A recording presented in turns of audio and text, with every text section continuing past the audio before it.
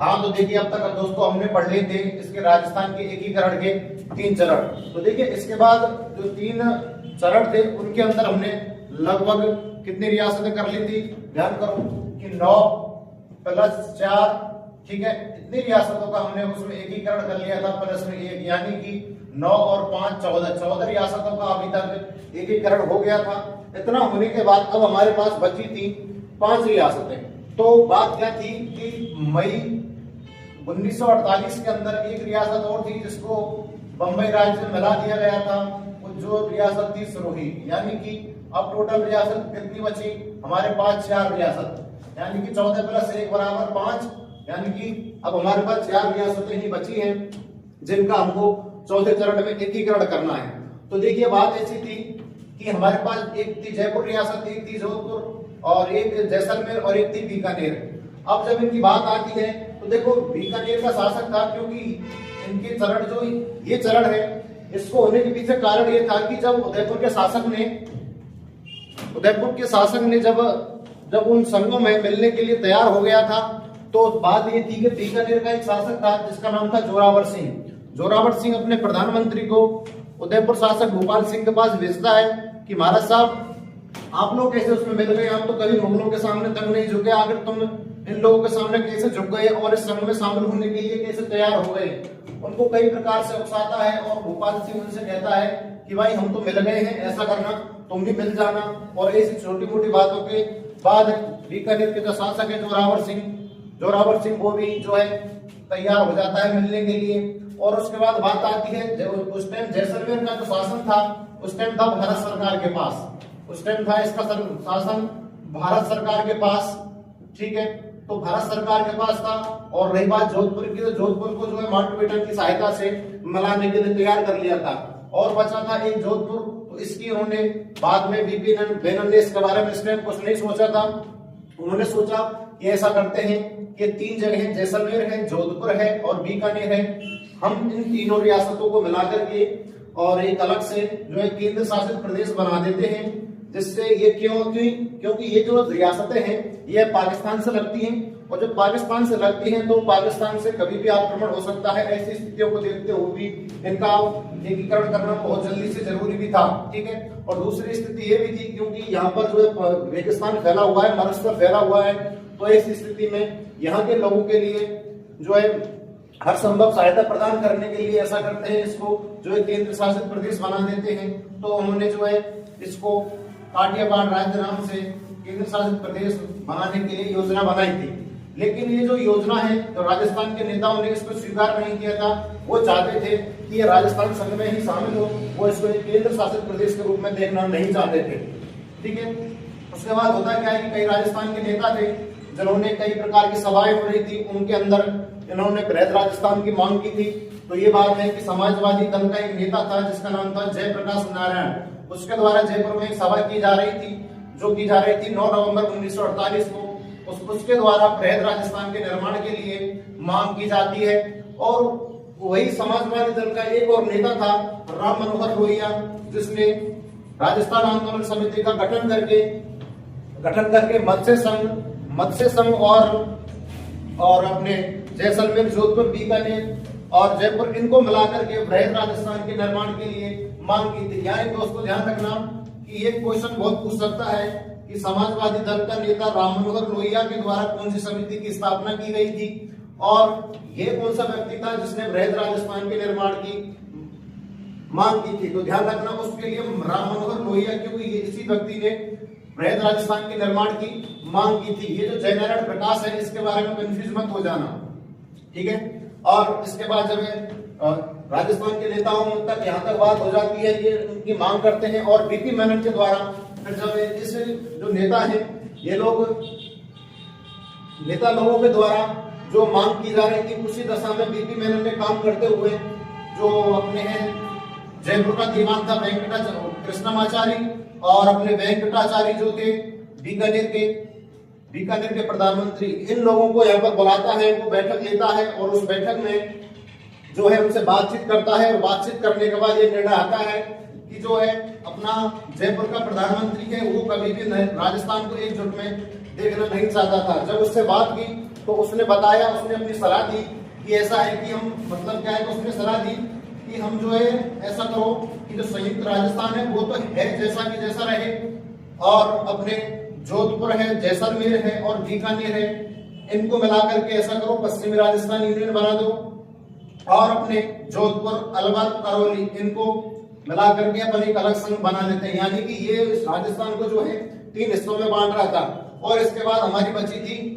भरतपुर और धौलपुर रियासत। इन रियासतों को, धौलपुर और भरतपुर, इन रियासतों को उसने उत्तर प्रदेश राज्य में मिलाने के लिए सलाह दी थी।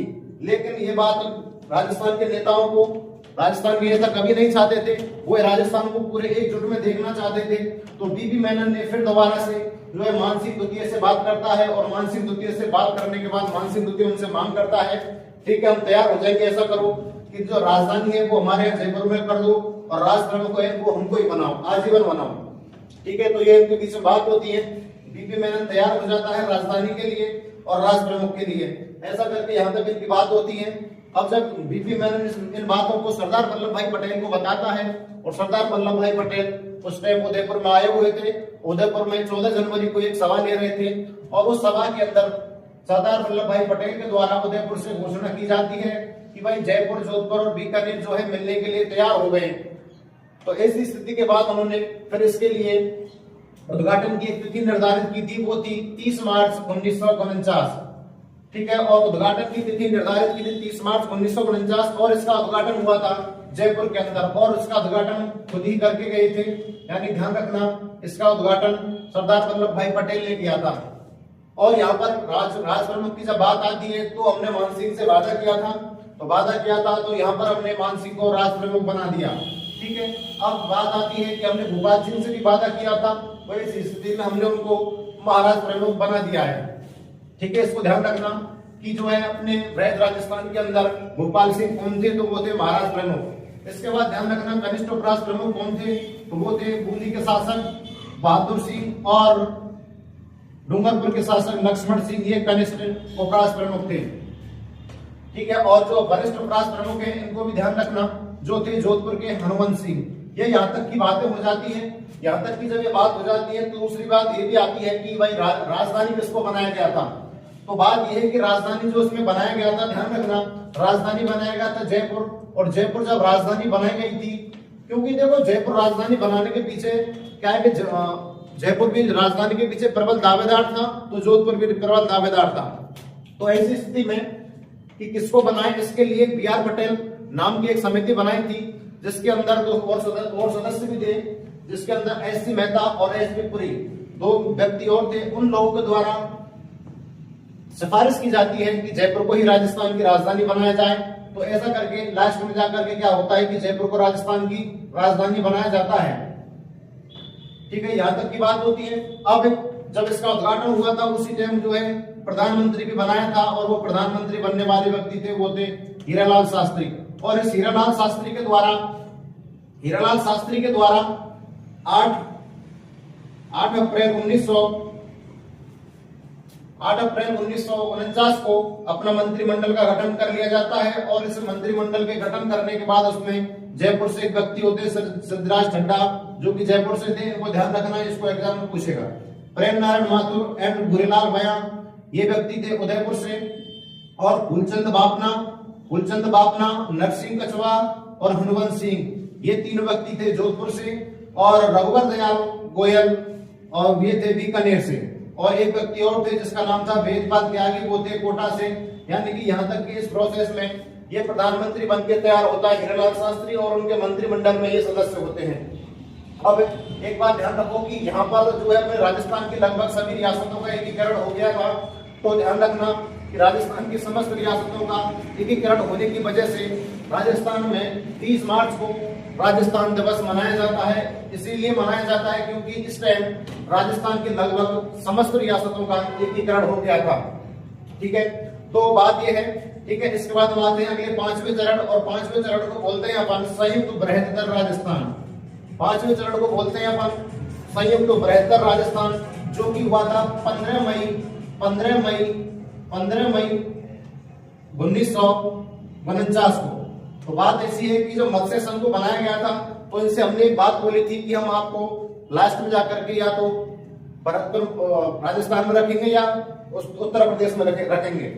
लेकिन जब यहाँ के अब लोग थे, उनकी एक अलग प्रकार से ही मांगे की जा रही थी कि अलवर भरतपुर के कुछ लोग ऐसे थे जो मेवास्थान बनाना चाहते थे। तो कई किसान नेता ऐसे लोग भी थे जो एक जो है ब्रजनगर यानी ब्रज प्रदेश बनाना चाहते थे। तो यहाँ के लोगों के द्वारा अलग अलग मांग की जा रही थी। तो यहाँ के राजाओं को सरदार वल्लभ भाई पटेल ने बुलाता है और बुलाने के बाद इनके बीच में बातचीत होती है।